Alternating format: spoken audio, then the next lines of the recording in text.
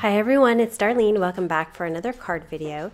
Today I've got a personalized card. I'm using the Page Huggers by Mama Elephant. I've used this a number of times. I've also got the Neat and Tangled Journaling Alphas, just individual letters that I'm going to die cut to form the name.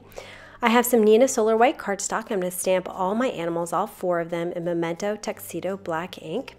And it comes with a smiley face, the set, and I always use the smiley face. It just makes these animals look so much cuter. So I'm going to put a little smiley face on all 4. And now I'm going to start my coloring. For the cat, I'm going to color YR24 in a very thin line on the very outer edge of the whole cat. I'm not going to worry about the bottom because it's going to be behind a white panel. So I'm just going to color down to just past the arms. So I'm just coloring the rest of this Y21, except I'm going to leave the middle white, so he has a white belly on this cat. So I'm going to color the whole entire thing. I'm going to actually color the nose later, so if I accidentally hit that, it's not a big deal. Now I'm going to take my Zero Colorless Blender, because I don't want it to look like a line of this Y21. So I'm just going to kind of circle around. And when I did this, it kind of pushes the color out, and it pushed the color way too far up toward his mouth, and I didn't like that. So I went back in with my Y21. I'm just going to do a little bit more coloring to get rid of that kind of alcohol spread of the colorless blender. And so as long as you just cover the whole thing with the Y21, it'll go away and it's not a big deal. So I'm just going to color all the way up to that white spot, and I'll be done with that guy for the moment. I'm going to add some stripes later. My mouse is going to be super easy with these 3 colors. Notice that whenever I start with my dark color, I color a line on the inside and the outside of the left edge of each arm. And that's because I'm going to get a shadow on the left side of the arm, and then also under the arm because it's going to create a shadow on the body. All right, so I'm just going to fill the rest in with the C1, and he's going to be done. And same thing with the bear. I'm going to start with my E57. I'm going to color all the way around, and notice I did the inside and outside at the left edge of both arms just like I did with the mouse.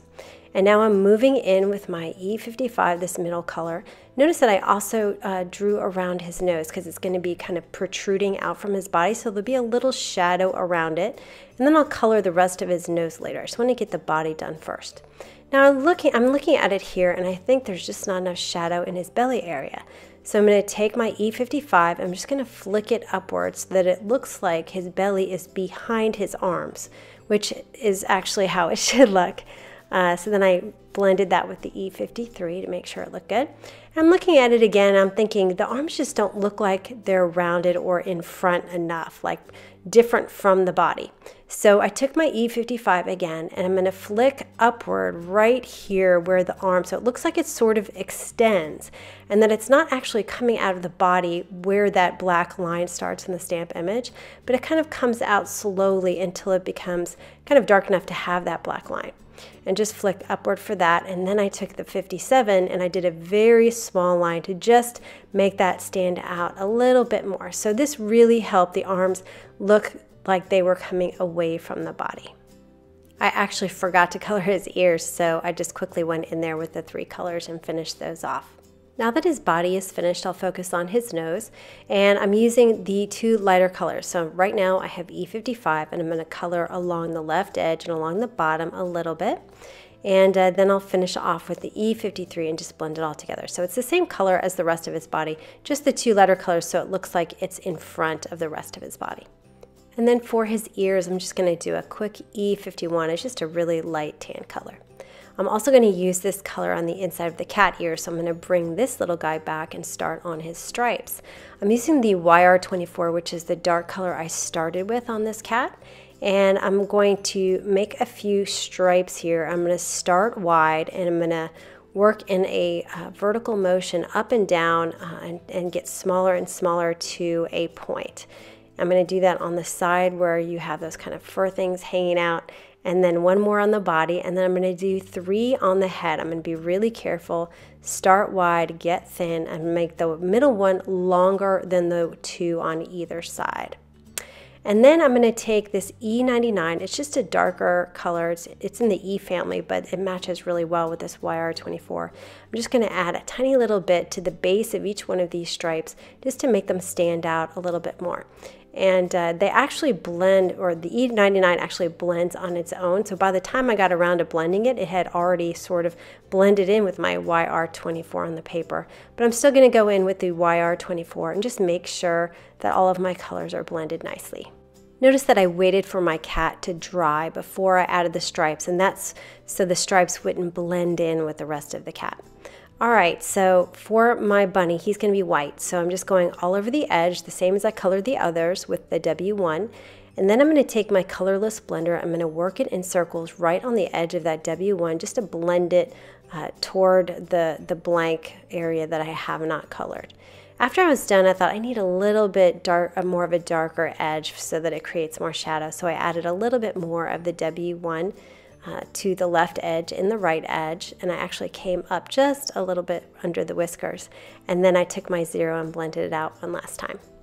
And then for his ears, I'm using RV00, just a really light pink, and I'm going to add a little bit of a rosy cheek to this bunny. The noses on all these animals are empty, and I really like them to be colored in. So I'm going to take my Copic liner, and this is a 0.3, and I'm just going to color in the nose on all 4 of these animals. And now it's time to cut them out. There are matching dies. I do not have them, which is fine because I kind of like to have a close cut along the edge. But the only thing is I have to cut their arms out by hand. But it's not really that hard to do. I'm taking an X-Acto knife, and I'm going to cut on the outside of the stamped image so that the black sort of is on the arm side, not on the body side when it pulls out from the body. All right, so notice that I'm really turning my paper. I'm not really turning my blade. And so I'm just sort of pulling my blade toward me. And also notice that I'm not pulling my blade out of the paper because that sort of damages it a little bit. And I find that if you just leave the blade in the paper the entire time you're cutting it, it just comes out really nice and smooth. So I'm going to cut out all of the arms. So that's 8 arms that I'm going to do. It takes a little bit of time, but it's really not that bad. Next, I'm going to work on my card base. This is actually the folded card base. It's Neenah Solar White. I have some Broken China Distress Oxide ink. The oxide inks are pretty easy to blend, easier than the regular Distress inks. And I'm going to blend this from the top down to about halfway down the card base. I have a 2.5-inch piece of cardstock. I'm just going to make sure that I went down far enough, and I did.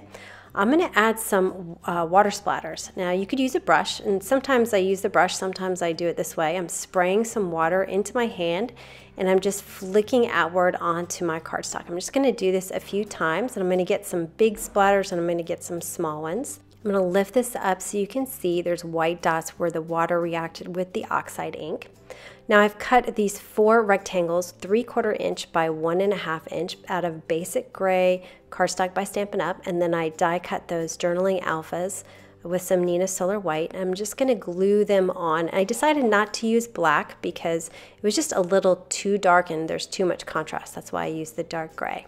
I have 4 letters, but you can use anything up to 5 letters and it'll fit. So here are my animals. I'm going to arrange them not from big to small, but more random. So low, high, low, high. I'm just going to put their arms in front of this 2.5-inch piece of cardstock. I'm just going to make sure that they're the same distance apart, all 4 of them. And then I'm going to take some 2-way glue, and I'm just going to put it on, I'm going to lift it up with one hand and then put the glue on with the other, just to make sure it's secure down, but it's pretty secure already with the arms, but this is just to be double sure. Okay, so next I'm going to take some linen thread. This is Stampin' Up! Linen thread. I'm just going to cut a pretty long piece.